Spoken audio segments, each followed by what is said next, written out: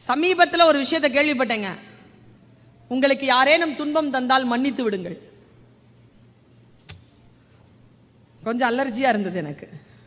உங்களுக்கு யாரேனும் துன்பம் தந்தால், மாறாத துன்பம் விளைவித்திருந்தால், உங்கள் உயிர் கொலை நடக்கின்ற அளவிற்கு உங்களுடைய வாழ்க்கை உலுக்கி இருக்கின்றவர்களை கூட மன்னித்து விடுங்கள். அவர்கள் மன்னிப்புக்குரியவர்கள் என்பதற்காக அல்ல, நீங்கள் நிம்மதியாக இருக்க வேண்டும் என்பதற்காக அவர்களை மன்னித்து விடு. என்ன சொல்லுங்க இது?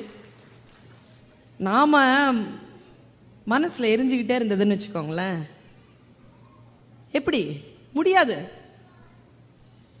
எனக்கு தெரிஞ்சு மனித மனங்களினுடைய விகாரம் என்ன தெரியுமா? எங்கே தெரியுமா நாம் தோற்கிறோம்? எந்த மனம் பொறாமைப்படுகிறதோ அந்த மனம் தோற்கிறது. அவனுக்கு இல்வாழ்க்கையில் இம்மையிலும் அவனுக்கு நிம்மதி கிடையாது, மறுமையிலும் நிம்மதி கிடையாது. ரசூலுல்லாஹ் இங்கே நிம்மதி கிடையாது, அங்கே நிம்மதி கிடையாது. அப்படி பொறாமைனா என்ன யாராவது சொல்ல முடியுமா? பொறாமைனா என்ன? பட்டிருக்கீங்களா? மனசால சொல்லுங்க, எத்தனை பேர் பொறாமப்பட்டிருக்கீங்க? Very good, very good. நீங்க பட்டிருக்கீங்க? அதெல்லாம் கிடையாது, பட்டிருக்கீங்க அவ்வளவு. சில பேர் பொறாமப்பட்டா சார் பக்கத்தில் நின்றுட்டு இருந்தாங்கன்னு வச்சுக்கோங்க, துணி எறிகிற வாசனை வரும். நிஜங்க, தாங்க முடியாதுங்க. ஒரு நாள் நான் காலேஜில் ரெஃப்ரெஷர் கோர்ஸ்னு ஒன்று வைப்பாங்க. காலேஜ் ப்ரொஃபஸர்ஸ்க்கு ஒரு கோர்ஸ் வைப்பாங்க. நான் அந்த கோர்ஸில் போய் உட்கார்றேன். அப்போதான் இன்க்ரிமெண்ட்டு. நாங்கள் போய் யூனிவர்சிட்டியில் கிளாஸ்க்கு உட்காரோம். பாருங்க, ப்ரொஃபஸர்ஸ்க்கு எடுத்த கிளாஸை, ஒரு மிகப்பெரிய ப்ரொஃபஸர் எடுத்த கிளாஸை நான் உங்களுக்கு சொல்றேன். அவர் சொல்றாருங்க பொறாமைனா என்னன்னு. நான் இப்போ சில வார்த்தைகளை கற்றுக் கொடுக்க போறேன், நம்ம கற்றுக்க போறோம்.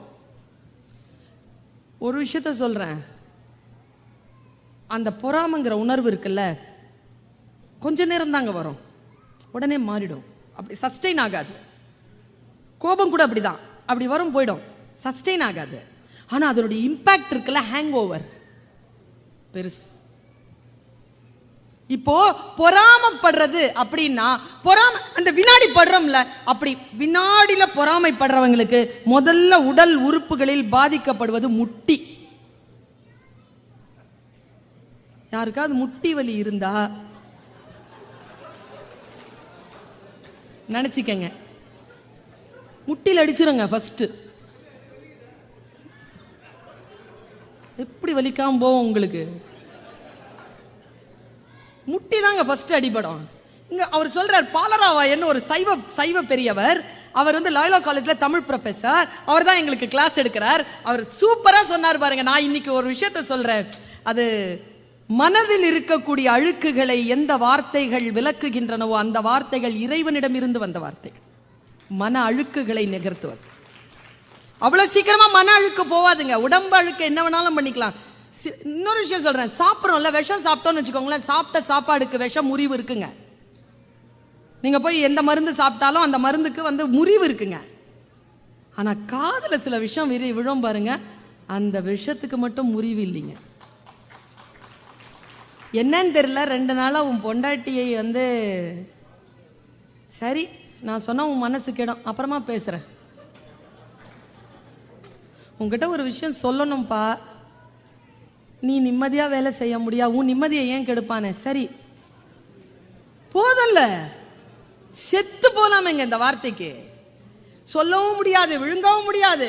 வாழ்க்கையில் நாம் அழிந்து போகக்கூடிய காதில் விழக்கூடிய விஷச்சொற்கள் பாருங்க. சொற்கள் நம்முடைய மனதை கழுவுகின்ற சொல்லை அந்த சைவ பேராசிரியர் எனக்கு சொல்கிறார், எல்லோருக்கும் சொல்கிறார். எனக்கு அது புரிகிறது, உங்களுக்கு புரிகிறதா என்று பாருங்கள். எது பொறாமை? இங்க இருந்து யாராவது ஒருத்தர் சொல்ல முடியுமா? எது மன தூய்மை? ஒரே வார்த்தையில சொல்லணும், சொல்லுங்க பாப்போம். மன தூய்மைனா என்னங்க? திருடாதது, கொலை செய்யாதது, புறம் பேசாதது, நிறைய லிஸ்ட் இருக்கு. அதெல்லாம் செய்யக்கூடாது. ஒரு வார்த்தையில சொல்லு. மன தூய்மை என்பதே ஒரு குரு சொன்னார். மன தூய்மை என்பது எது தெரியுமா? எந்த மனம் அமைதியாக இருக்கிறதோ அந்த மனம்தான் தூய்மையான மனம். எந்த மனதில் அமைதி இல்லையோ அதில் அழுக்கு படியும். மனதை அமைதியாக வைத்திருப்பது எவ்வளவு பெரிய ரகசியம் இது. கொஞ்சம் யோசிச்சு பாருங்க, பொறுமையா யோசிங்க. இந்த வார்த்தைகள் எல்லாம் உடனே டைஜஸ்ட் பண்ண முடியாது, பெரிய கேப்சூல்ஸ். கொஞ்சம் யோசிச்சு பாருங்க. அமைதியா அடங்கிய மனமே குரு. மனம் அடங்கி யார்கிட்ட இருக்குதோ அவங்க என்ன சொன்னாலும் கேட்கலாம். பொறாமைங்கிறது என்னன்னு சொன்னார் பாருங்க. எனக்கு அதுக்கு முன்னால் நான் பொறாமப்பட்டிருக்கேன், சாட்சி, நான் பொறாமப்பட்டிருக்கேன். ஆனா அது பொறாமை இல்லை அப்படின்ட்டார். அதனால எனக்கு விடுதலை, நான் தப்பிச்சுக்கிட்டேன் அதுல இருந்து. என்னங்கிறத சொல்றேன். பல நேரங்களில் நமக்குள் நடக்கக்கூடிய விஷயங்கள் இதுதான் என்று அறியாமல் நாம் நிகழ்த்தி கொண்டே இருக்கிறோம். அவர் சொல்றார், அப்படி கிறிஸ்டல் கிளியரா விளக்கி சொன்னார். எனக்கு பெரிய ஞானம் வந்து சேர்ந்தது. அவர் சொல்கிறார், ஏ பின்னு ரெண்டு பேரும் பங்காளியாம். அப்ப தெரியும்ல எவ்வளவு பாசமா இருப்பாங்க. பங்காளினா யாரு தெரியும் தானே? அப்பா வீட்டு சொந்தம்லாம் பங்காளி, அம்மா வீட்டு சொந்தம்லாம் தாயாதி. பங்காளி சண்டை தான் பெரிய சண்டை. ஏன்னா சொத்து, பெரிய பெரிய சண்டை. ரெண்டு பேருக்கும் வேறு வேறு இடத்துல பெரிய பெரிய இடங்கள்ல கல்யாணம் நடக்குது. அதே வருஷத்துல ரெண்டு பேருக்குமே ஆண் குழந்தை பிறக்குது. ரெண்டு பேருமே பெரிய பெரிய ஸ்கூல்ல போட்டு பிள்ளைய வளர்க்குறாங்க. பொறாமன்னா போட்டினா அப்படி ஒரு போட்டி வளர்க்குறாங்க. நீங்க வெளிநாடுகள் வாழக்கூடிய தமிழர்கள் இருக்கக்கூடிய பகுதியில் பாருங்களேன், ஒரே மாதிரி வீடு கட்டி வச்சிருப்பாங்க. யாரும் ஒரே இன்ஜினியர் கிடையாது, ஒருத்தனை பார்த்து இன்னொருத்தன் கட்டுறது தான். அப்படியே ஒரே மாதிரியா இருக்கும். டைல்ஸ் கூட மாற்ற மாட்டான், பால்கனி டிசைன் கூட மாறாது. ரெண்டு பேரும் ஒரே மாதிரி வளர்க்குறாங்க. ஒரு நாள் ஏ இருக்கான்ல அண்ணன், அவன் டீ கடையில் நின்று டீ குடிச்சிட்டு இருக்கும் பொழுது விளையாட்டா சொல்லி போட்டானா, என் பையனுக்கு நான் வந்து ஐஏஎஸ் ஆக்க போறேன், ஐஏஎஸ் அகாடமியில் சீட் வாங்கிட்டேன். இவன் கேட்டுட்டு இருந்திருக்கான். நேராக போய் அவனும் ஐஏஎஸ் அகாடமியில் சீட் வாங்கி போட்டான் உள்ள. ரெண்டு பேரும் ஐஏஎஸ்க்கு படிக்கிறாங்களாம். பால்ராவாயன் சொல்றாரு, ரெண்டு பேரும் ஐஏஎஸ்க்கு படிக்கிறாங்க. ரெண்டு பேரும் ப்ரிலிமினரி எழுதுறாங்க. ரெண்டு பேருக்குமே ரிசல்ட் வருது. ரிசல்ட் ஒரே நாளில் வருது, பேப்பரில் வருது. இப்போ பேப்பரை எடுத்து வச்சிருக்கோம். இப்போ நாம எல்லாரும் தான் ஏ, ஓகேவா? எல்லாரும் சாட்சிக்கு வாங்க. எல்லாரும் ஏ. யாருடைய நம்பரை முதல்ல பார்ப்போம். அவ்வளோ கெட்டவங்க எல்லாம் இல்லைங்க, அவ்வளோ கெட்டவங்களா? நம்மளது பார்ப்போங்க, நம்ம பிள்ளை தான் பார்ப்போம். பிஎல்லாம் பார்க்க மாட்டோம், அவ்வளோ பதட்டம் இருக்கும்ல. நம்ம பிள்ளைது வந்துருச்சா? +2 ரிசல்ட் வருது. ஆகாதவங்க ரிசல்ட் பார்ப்போம் ஃபர்ஸ்ட். நம்ம பிள்ளை ரிசல்ட் தானே பார்ப்போம். +2 சொன்னா புரியுது, ஐஏஎஸ் சொன்னா புரியல பாருங்க. பார்க்குறான் அவன் பிள்ளை பேர் வரல. உடனே என்ன பண்ணுவான்? இப்போ வாங்க சால் ஃபுல் எனர்ஜியில் பார்ப்பார் போல இருக்கு. பிஏ அவர் தாங்க உயிர்ப்பா வச்சிருக்கிறாரு. ஆடியன்ஸை பார்த்தார், பி பார்த்தார். அவன் பேர் வந்துருச்சுங்க. குப்புன்னு பத்தவங்க வயிற்றுல. சரேல்னு முதுகு தண்டுக்கு போயிட்டு காலில் இறங்கி மறுபடியும் காலில் இருந்து மேலே ஏறி முதுகு தண்டுக்கு வந்து இங்கே நின்று இப்படி படம் எடுக்கும். பொறாம. நான் பாருங்களேன், செத்தே போவாங்க முன்னால் இருக்கிற ஆளு. அந்த அளவுக்கு பொறாம. அவர் சொல்றாரு, அதுக்கு பேர் பொறாமை இல்லையா? விடுதலையா? நானும் விடுதலை ஆயிட்டேன். ஏன்னா ஐயோ எனக்கு கிடைக்கலையே அவனுக்கு கிடைச்சிருக்கேன்னு சொல்றதுக்கு பேர் பொறாமை இல்லையா? அது ஏக்கமா? ஐயோ ஐயோன்னு மனசு அடிச்சுக்கிறதுக்கு பேர் பொறாமை கிடையாதாங்க. அது ஏக்கமா? எது பொறாமன்னு சொல்றாரு? ஏ. பேப்பரை திறக்கிறான். எங்க என் வாழ்க்கையை மாத்துச்சிங்க இது. பேப்பரை திறக்கிறான், அவன் பேர் வரல. பிஏ பார்க்குறான், அவன் பேரும் வரல. இதுக்கு பேர் தான் பொறாமையா. இதுதான் முட்டி போகும், கிட்னி அடிபடும், ஹார்ட் அட்டாக் வரும், பிபி எகிரும், எல்லா பார்ட்ஸும் பலவீனமாகும். அடுத்தவர்கள் தோல்வியை கண்டு நாம் படுகின்ற மகிழ்ச்சிக்கு பெயர்தான் பொறாமை என்றவர்.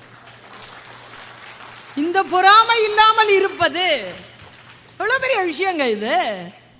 சில நன்மைகள் நமக்கு வந்து சேர்கின்ற பொழுது, சில நன்மைகள் சொற்களாக வந்து நின்று சேர்கின்ற பொழுது நம்முடைய வாழ்க்கையில் மாற்றம் நிகழ்கிறது. நான் ஒரு வார்த்தை சொல்றேன் பாருங்க. கன்னியாகுமரியில ஒரு பெரிய ப்ரோக்ராம், 750 டீச்சர்ஸ்க்கு நான் பேசுறேன். ஆனா அன்னைக்கு பார்த்தா 1500 என்ட்ரி, உட்காரத்துக்கு சேர் இல்ல, ஒரே சத்தமா இருக்கு. சேர் இருந்தாலும் விருப்பமானவங்க பக்கத்துல உட்காரணும்ல, அந்த பிரச்சனை வேற.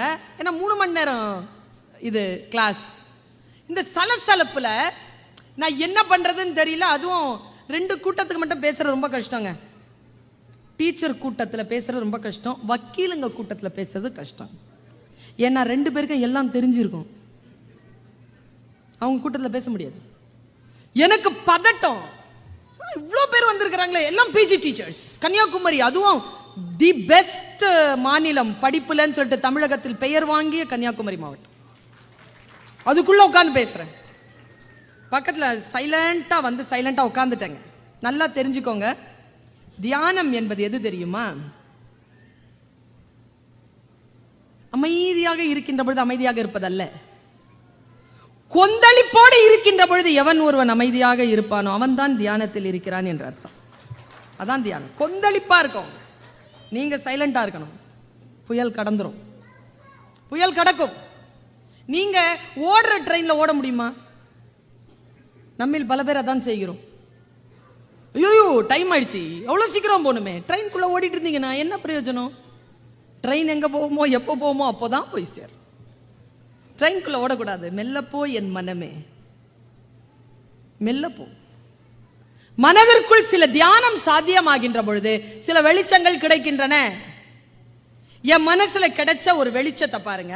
நான் வந்து இந்த மொபைல்ல 128 ஜிபி, இதுல 110 ஜிபி ஃபுல் வச்சிருக்கிறது. என்னன்னா சங்க இலக்கியங்கள் ஃபுல்லா வச்சிருக்கேன், குரான் இருக்கு, பைபிள் இருக்கு, தேவார திருவாசக திருப்பதிகங்கள் இருக்கு, 50 காப்பியங்கள் இருக்கு, முக்கியமா சிற்றிலக்கியங்கள் இருக்கு.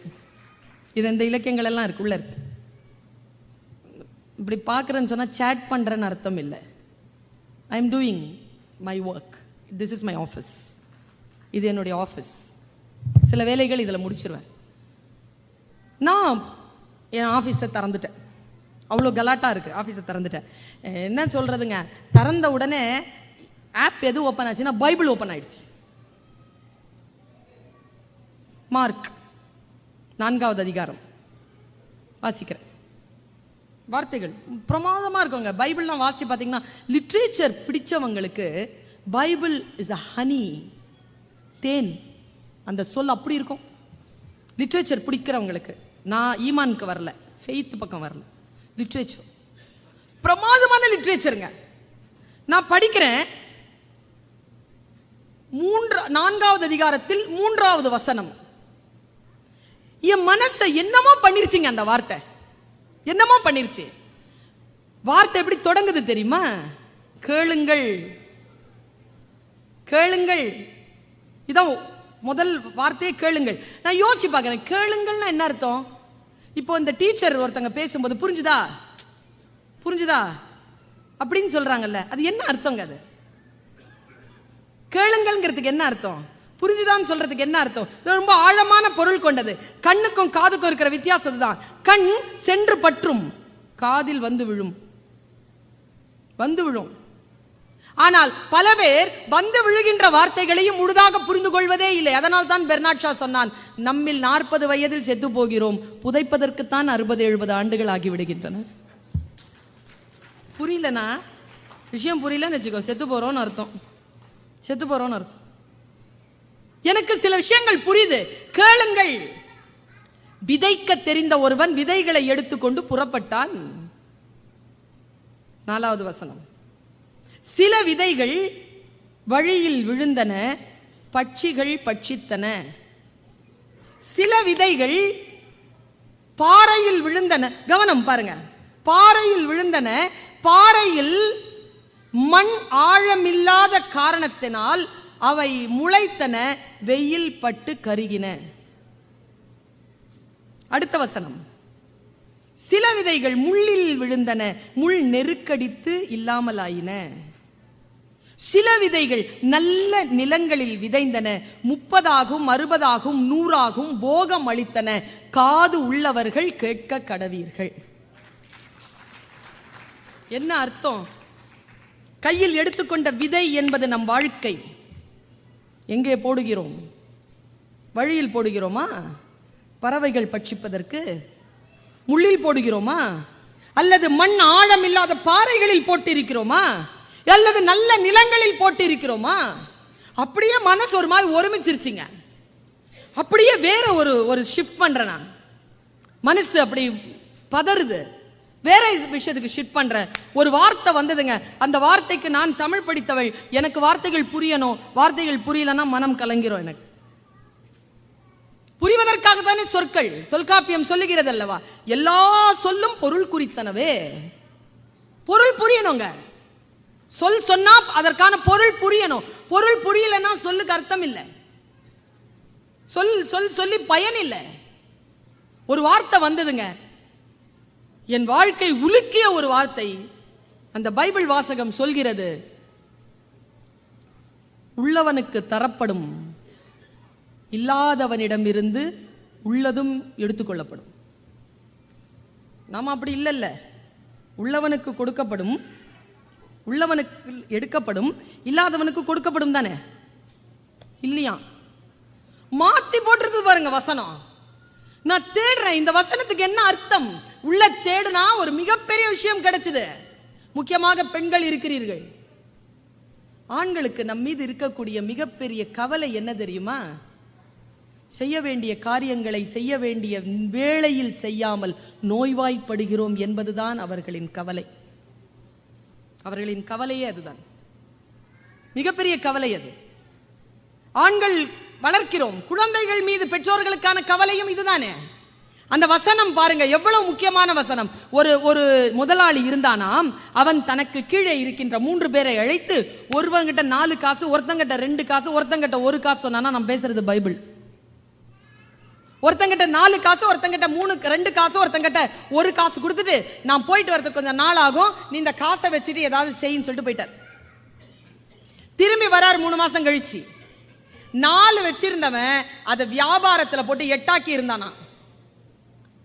2 வச்சிருந்தவன் 2 போட்டு 4 ஆக்கி இருந்தானா. அந்த 4 காசை 8 ஆக்கி இருக்கிறவனை கூப்பிட்டு அந்த ஆண்டவர் சொன்னாராம், நான் கொஞ்சமாக கொடுத்தேன், நீ இரட்டிப்பாக்கினாய், உன்னை சகல விஷயங்களுக்கும் அதிகாரியாக்குவேன்னாராம். 2 காசு கொடுத்ததை 4 ஆக்குனான்ல, நான் இன்னும் கொஞ்சமாக கொடுத்தேன், கொடுத்ததை நீ இரட்டிப்பாக்கி இருக்கிறாய், உனக்கு சகல விஷயங்களுக்கு மேலும் அதிகாரியாக்குவேன். இந்த 1 ரூபா கொடுத்தவனை கூப்பிட்டாரா, என்னப்பா பண்ணனு? சார், நீங்க பாட்டுக்கு 1 ரூபா கொடுத்துட்டு போயிட்டீங்க, நீங்க வேற கோவக்காரர், நீங்க கொடுத்த காசை போய் நான் தொலைச்சிட்டேன்னா என்ன பண்றது? அதனால ஒரு மண்ணில் புதைச்சி வச்சுட்டேன், இருங்க எடுத்துட்டு வரேன். நேராக கொண்டு வந்து அந்த 1 ரூபாய் திருப்பி கொடுத்துட்டானா. அப்போ அந்த முதலாளி சொன்னாராம், நீ உன் சோம்பேறித்தனத்தை மறைப்பதற்கு நான் கோபக்காரன் என்றும் நான் பட்டயத்தை எடுப்பேன் என்றும் என் மீதா பழி சொன்னாய், உன்னிடமிருந்து இருப்பதையும் எடுத்துக்கொள்கிறேன்னு எடுத்துக்கிட்டாராம். பாருங்க, உண்மையும் முயற்சியும் உழைப்பும் இருக்கின்றவர்களுக்கு கொடுக்கப்படும், இது இல்லாதவனிடமிருந்து இருப்பதும் எடுத்துக்கொள்ளப்படும். வாழ்க்கையில் நமக்கு கிடைக்க வேண்டிய ஞானம், கிடைக்க வேண்டிய மிக உன்னதமான விஷயங்களை எங்கே இருந்தாலும் அதை வாங்கி போட்டுக் கொள்ளுங்க. நான் சமீபத்தில் ஒரு குறள் படித்தேன். அந்த குறள் மீது எனக்கு பெரிய கேள்வி. எனக்கு ஒரு விஷயம் புரியல, நம்மில் எத்தனை பேருக்கு சில வாசிப்புகளில் கேள்வி பிறக்கிறது? லாஜிக்கா சில கேள்விகள் பிறக்கணும். சில கேள்விகள் பிறந்தால் சில பதில்கள் நமக்கு கிடைக்கின்ற பொழுது நமக்கான வாழ்க்கை வெளிச்சத்தின் பாதையில் செல்கிறது. நான் ஒரு குறள் சொல்லிடுறேன், என்ன ரொம்ப பாதிச்ச குறள். குறளே மிக அற்புதமான விஷயங்க. நம்ம அதை மனப்பாட பகுதியில் போட்டோமா, தமிழ் வாத்தி எப்படியும் 100 மார்க் கொடுக்க மாட்டான், 98 தான். அதுல அந்த 2 மார்க் இருக்குல்ல, 40 குறளை மனப்பாடம் பண்ணி 2 மார்க் கொடுப்பான். பார்த்துருக்கீங்களா? அதுல பிள்ளைங்க சாய்ஸ்ல விட்டுரும். எதுக்கு அதை பாட்டு மனப்பாடம் பண்ண வேண்டியது? அது மனப்பாடம் பண்றதுக்கு இல்லைங்க, குறள் எல்லாம் வாழ்க்கைக்கான வழிங்க. அது வான்மறை. என்ன அற்புதமான விஷயங்கள் தெரியுமா? அதுல ஒரு வார்த்தை இருக்கு, எனக்கு கேள்வி வந்த ஒரு சொல், தமிழ் மன்றம் என்பதனால் சொல்லுகிறேன். அறிவினால் ஆகுவது உண்டோ? அடுத்த வார்த்தை தமிழ் வாத்தியார்கள், அறிவினால் ஆகுவது உண்டோ, பிரிதி நோய் தன் நோய் போல் போற்றா கடை. கொஞ்சம் யோசிச்சு பாருங்க, உண்மையா சொல்லுங்க, உங்க துக்கத்தை என் துக்கமா நான் நினைக்கணும்னா எனக்கு அறிவு வேணுமா, அன்பு வேணுமா? எது இருக்கணுங்க? அப்ப அன்பினால் ஆகுவது உண்டோ தானே, ஏன் அறிவினால்னு போட்டான்? நமக்கு பல நேரங்களில் புரியுறது இல்லைங்க. நான் ஒரு விஷயத்த சொல்றேன், மறுபடியும் பர்சனலான விஷயமான்னு யோசிக்காதீங்க. அப்பா 2 வருஷத்துக்கு முன்னால காலமாயிட்டார். எங்க அம்மா காயல்பட்டினத்துக்காரங்க, திருநெல்வேலி. அவங்களுக்கு இருக்கிற குணம் என்ன தெரியுமா? அந்த ஊர் பொம்பளை பிள்ளைங்களுக்கு இருக்கிற குணம் என்ன தெரியுமா? சாவானும் சாவாங்களே தவிர புருஷன் கஷ்டத்துக்கு நகையை தரமாட்டாங்க. முதல்ல அந்த கஷ்டத்துக்கு நகைய ஆம்பளைங்க கேட்க மாட்டாங்க. அப்படி வச்சிருப்பாங்க, மனமா வச்சிருப்பாங்க, முழுக்க அலங்காரம் பண்ணி. எங்க அப்பா காயல்பட்டதுக்காரர் இல்ல, அதனால நகை கேட்பார். ஆனா எங்க அம்மா காயல்பட்டதுக்காரி, அதான் நகை கொடுக்காது. ஃபுல்லா போட்டு வச்சிருக்கோங்க, இவ்வளவு தூரம் கழுத்துல அதுல நிறைய போட்டு வச்சு, அப்படியே எவ்வளவு வறுமை இருந்தாலும் அதை கொடுக்கவே இல்லை. ஒரு 6 மாசத்துக்கு முன்னால எங்க அண்ணன், நான், என் தங்கச்சி, எங்க அக்கா, என் தம்பி எல்லாரும் உட்காந்துரும். நல்ல வேளை புருஷமார்க பொண்டாட்டிமார்க கூட இல்லை, அம்மா மட்டும் உட்காந்து நாங்க பேசிட்டு இருக்கிறோம். மற்றதெல்லாம் வெளியில போயிருக்குது, உள்ள கிச்சன்ல இருக்கு. என்ன மாதிரி நாங்க 5 பேர் உட்காந்து அம்மாட்ட பேசிருக்கோம். அம்மா ஒரு டிக்ளரேஷன் கொடுத்தாங்க. நேற்று இர்ஃபான் பாய் முன்னாலையும் அதை சொன்னாங்க. மக்கால கடந்து போயிட்டார் அவர். என்ன சொன்னாங்க? என் நகையெல்லாம் சுல்தானாவுக்கு தான். நிறையங்க, ஏங்க உங்களுக்கு இவ்வளவு வைத்தறிச்சல்? பராமப்படக்கூடாதுன்னு இப்போதானே சொல்லி கொடுத்தேன். எல்லாம் என் அண்ணல இதே மாதிரிங்க, அந்த ஆரஞ்சு சொக்காக்காரர் மாதிரியே ரியாக்ட் பண்ணிச்சு எங்க அண்ணன். என்ன தெரியுமா சொன்னாரு? ஏன் நல்லா இருக்கே அப்படின்னாங்க. என் அக்கா இல்ல, இதெல்லாம் நல்லா இல்லம்மா. என் தங்கச்சி தான் அடிச்சுது சூப்பரா. அக்கா, அம்மா சும்மா சொல்றாங்க. தங்கச்சி, என் தம்பியில அதெல்லாம் நான் விட்டு கொடுக்க மாட்டேன். எங்க அம்மா சொன்னாங்க, அவளுக்கு தான், இங்க பாரு, ஆம்பளைங்க சொத்துக்கு தான் எல்லாமே, இவளுக்கு கொடுக்கணும், அவனுக்கு கொடுக்கணும், அவனுக்கு கொடுக்கணும். பொம்பளை சொத்து இஸ்லாத்துல யாருக்கு விரும்புறாங்களோ அவங்க அவங்களுக்கு கொடுத்துட்டு போகலாம், எங்களுக்கு எந்த தடையும் இல்லை. இது என் அப்பா வீட்டுல இருந்து நான் கொண்டு வந்தது, இது அவளுக்கு தான் சொன்னாங்க. திருப்பி திருப்பி சொல்றேன், சொன்னாங்களா? இதுல எங்க தெரியுமா, என் அண்ணன் தாங்க ஒரு கேள்வி கேட்டான். ஏன் ஏன் அவளுக்கு மட்டும் ஏன்? எங்க அம்மா தந்த பதில் சொல்றேன். சின்ன வயசுல இருந்து நான் அவளை பார்க்கிறேன். அவ ரொம்ப அன்பான பொண்ணு. என்ன அவ எப்பவுமே அவமரியாதைப்படுத்தினதில்லை, என்னை கோவப்படுத்தினதில்லை. ஒரு நாள் தம்பி பிறக்கிறதுக்கு அப்புறமா ஆப்ரேஷன் ஆயிருக்கு அம்மாக்கு. ஒரு பீரோவை ஏதோ தள்ளிட்டு இருக்கிறாங்களாம். நான் 4.5 வயசு பிள்ளை விளையாடிட்டு இருக்கிற உடனே எல்லாரும், எங்க அப்பாவும் அதை பார்த்து கடந்து போனாராம். நல்லா கவனிங்க, அப்பா அதை பார்த்து கடந்து போனாராம். விளையாடிட்டு இருந்தேன்னா ஓடி வந்து எங்க அம்மாவுக்கு பக்கத்துல நின்று அந்த இரும்பு பெட்டியை நானும் தள்ளனா. அப்போத்துலேருந்து நான் அந்த குழந்தைய கவனிக்க ஆரம்பிச்சிருக்கேன். அவ எப்பொழுதும் நான் எந்த கஷ்டமும் பட்டதை அவ அனுமதிச்சதில்லை, எந்த வெயிட்டையும் அவ என்னை தூக்க விட்டதில்லை. சொல்லிட்டு சொன்னாங்க, எந்த ஒரு குழந்தை பெற்றோரின் கைகளில் இருந்து எடையை சுமையை தன் கைக்கு மாற்றிக்கொள்ளுமோ அந்த குழந்தை முதிர முதிர பெற்றோர்களை கவனித்துக் கொள்ளும். எந்த பெற்றோர் தன் குழந்தைகள் சுமை தூக்கி விடக்கூடாது என்று ஓடி ஓடி போய் சுமைகளை தூக்குகிறீர்களோ, நீங்கள் சாவும் வரைக்கும் அந்த குழந்தையை நீங்கள் தான் பார்த்து கொள்ள வேண்டும். இப்ப புரியுதா? அன்பாக இருப்பேன். பெற்றோரிடத்தில் அன்பாக இருப்பது புத்திசாலித்தனம். சொத்து கிடைக்கும். அதை விட அதிகமானது அவர்களின் துவா கிடைக்கும், அவர்களுடைய ஆசீர்வாதம் கிடைக்கும் என்பதுதான். அறிவினால் ஆகுவது உண்டோ பிரிதின் நோய் தன்னோய் போல் போற்றாக்கடை. அடுத்தவர்கள் துன்பத்தை தன் துன்பம் போல் நினைப்பது. மனிதர்களே, அதை அன்பு என்று நினைக்காதீர்கள். அதுதான் அறிவு, அதுதான் புத்திசாலித்தனம். புத்திசாலிகள் தான் அன்பாக இருக்கிறார்கள், புத்தி அற்றவர்கள் தான் சூழ்ச்சி செய்கிறார்கள். ஓஷோ சொல்கிறார், நுண்ணறிவாளர்கள் சூழ்ச்சி செய்வதில்லை. வீட்டுல போய் யோசிச்சு பாருங்க இந்த சொல்ல. நுண்ணறிவாளர்கள் சூழ்ச்சி செய்வதில்லை. சூழ்ச்சி செய்ய புத்திசாலித்தனம் தேவையில்லை. புத்தி உள்ளவர்கள் சூழ்ச்சியை ஏற்க மாட்டார்கள். புத்திசாலித்தனமே போதுமானது. புத்திசாலித்தனம் போதுமானது. சூழ்ச்சி அவசியமே இல்லை என்பதுதானே புத்தி. புத்தியோடு வாழ்க்கையை வாழக்கூடியவர்கள், நம்மை விட கீழே இருக்கின்றவர்கள் கோடி.